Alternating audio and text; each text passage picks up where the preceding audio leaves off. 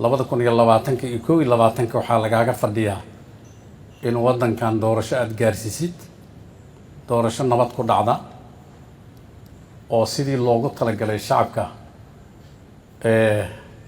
meel walba oo Soomaaliya ay ka joogaan. aan aaminsanahay sida codka kalsoonida aad ugu heshay adiga iyo xukuumaddaada in kalsooni aad ka heli doontid shacabka Soomaaliyeed haddii meeshii ay u socdeen aad adigu gaarsiisid. hadalkayga waxaan kusoo gabagabeynayaa halkan inaan uga mahadceliyo madaxweynaha Jamhuuriyadda Federaalka Soomaaliya oo muddadan dambe aad ugu howlanaa waddankan sida uu u gaari lahaa doorasho nooc walba ha noqoto.